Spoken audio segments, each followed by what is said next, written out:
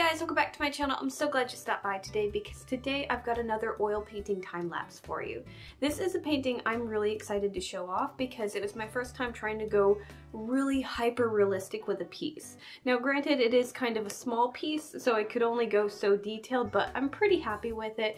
And of course, I'm really happy with the fact that it's of my little pupper's Axel. Real quick before I get to the time lapse, I wanted to show you the picture that this is based off of. This is a funny picture I've had for quite a while of Axel, and it's hard to see in the photo, but he actually has a ball in his mouth. It's just kind of shadowed and too far back to where you can see it. And I just always loved this picture that I got of him because it kind of makes me think of a poster, and I just really wanted to paint it. Also, I kind of debated on adding a psychedelic feel to it, but I ended up going against that because I just wanted to focus on making it hyper realistic. Anyways, let's get started on the time lapse.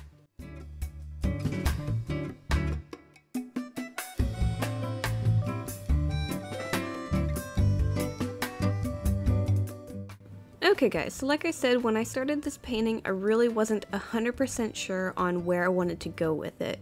I wanted to add maybe psychedelic colors, but changed my mind on that, and I also wasn't really sure how I wanted to start painting it too. So I wanted to paint it in a way where it kind of looked interesting to watch. I was kind of trying to think of how it would look on camera while I was painting it, and I really liked the idea of painting it in sections. So I decided that I was going to start with the darker areas of the face first. So these were more of the highly detailed areas like the mouth, the nose, the eyes, and a little bit the ears because they are a little darker than the rest of the face. Also, the skin around these areas on his face are a lot pinker, so I was able to kind of blend out that pink and fade it into the white later. Another reason I decided to paint the face this way was because I was a little intimidated by the whiteness of his fur and how to do all the highlights and different things, so I kind of wanted to get a feel for the rest of the face before I dived into the white and trying to figure out how to do these very, very subtle changes in color. Also, by doing this, it was a lot easier to figure out where my focal point for the painting should be. It was a little difficult at first because you really want to focus on the entirety of the face, but the nose and the mouth had so much to work with that I really wanted to focus on the details there and draw your attention to it. So you'll notice me working a lot there, and again, there's a lot to work with there. There's the nose, the teeth, the gums, all the different shadowings, his whiskers, and the dimples where the whiskers would be. I actually debated on if I was going to paint the whiskers because they would be such tiny, intricate lines, and I actually decided not to because I felt like they really weren't necessary when I was done with the face. Yeah, I wanted to go really detailed with this piece, but also sometimes you can go too detailed in specific areas and it pulls away from the entirety of the painting.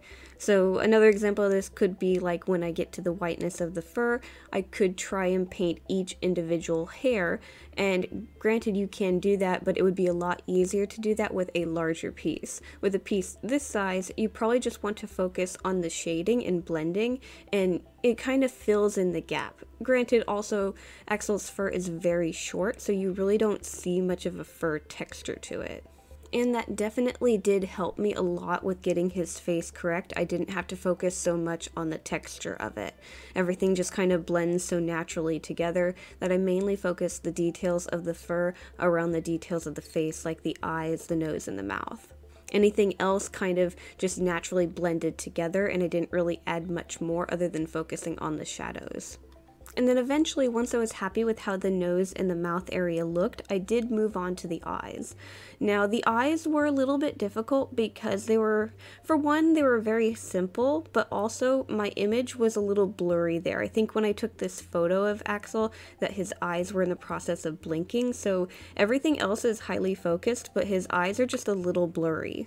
So because of this, I kind of had to guess and figure out where all the details would be, and I also didn't want to go too detailed again because I thought it would look weird. This is actually another really good example of less is more even when you're trying to go hyper realistic. And then finally, once I got to the actual fur on his face, I had a better idea of what I wanted to do with it.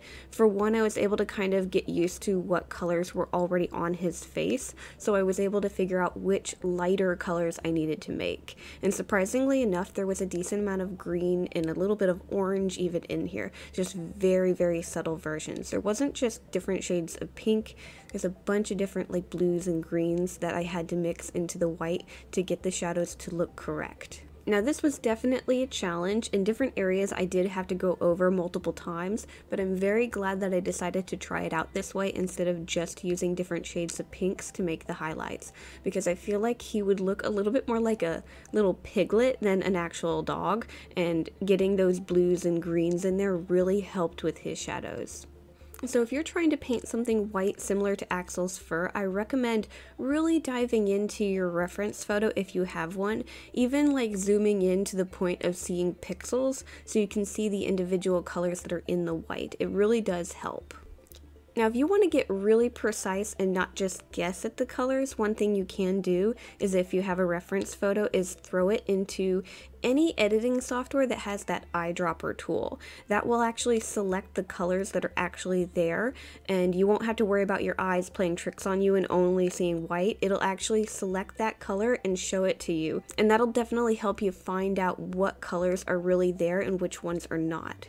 And of course, even I messed this up. I had to redo different areas.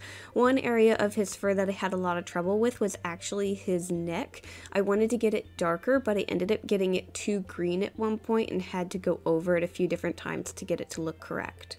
Also, another thing I kind of struggled with while working on the white portion of his face was just getting bored, honestly, because it's kind of a daunting task, and it's really boring just painting something white, even though there's a lot of other details to it. So I did find myself jumping back and forth to the different portions of his face, correcting things here and there, and it made it work a lot better for me to kind of just hop back and forth between working on his white fur and the rest of his face. It definitely kept my attention a lot more than if I was to just block out the whiteness of his face and do that all at once. And I definitely used the excuse to blend the white into the rest of the face to dive back into those areas and just tweak them here and there. So again, I had to blend everything together, but since I was blending, I needed to make adjustments, and I just kept finding myself diving into that different spot of the painting instead of working on the white. One little funny detail you'll notice when I get to his collar, though, is I really couldn't add what was on his collar because I would kind of dox myself and give away phone numbers and different things like that. So I ended up just kind of adding little squiggles to where that type of information would be on his tag. So I didn't go super detailed there, but I had legit reasons not to. But I thought that was kind of funny that I really couldn't do those bits of detail. I had to kind of make them up, which I guess in the long run I could have dived in and made up some weird number or something, but with my luck it would be a real number and someone would try to call it, and yeah.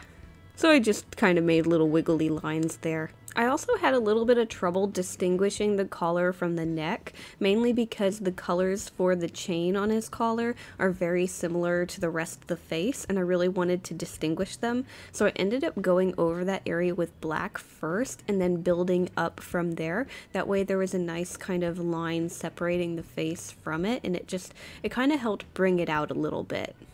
And then lastly, with the background, that's where I was kind of thinking of adding a bunch of color, but by the time I got the face done, I really didn't want to pull away from the face, and I feel like if I went really rainbowy or something in the background, you just wouldn't pay attention to the details that I spent so long on.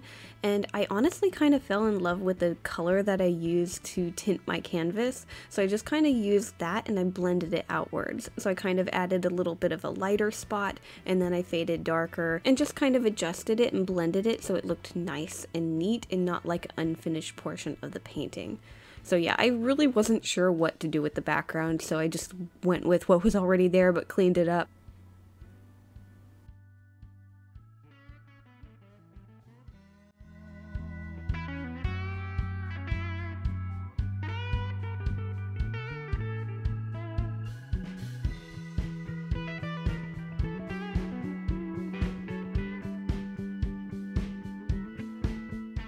Okay guys, and here is our finished painting of Axel. I had so much fun with this project. I was nervous about painting his white fur though, because a lot of people don't know that white items aren't just solid white when you're painting them. If you really, really look at them, they reflect the colors around them. So I had to actually add very, very small amounts of color to the white to actually get it to work. But I'm really happy with it, and I hope you guys enjoyed today's time lapse. If so, make sure to leave a like, subscribe, do all that fun stuff, and I'll see you guys next time.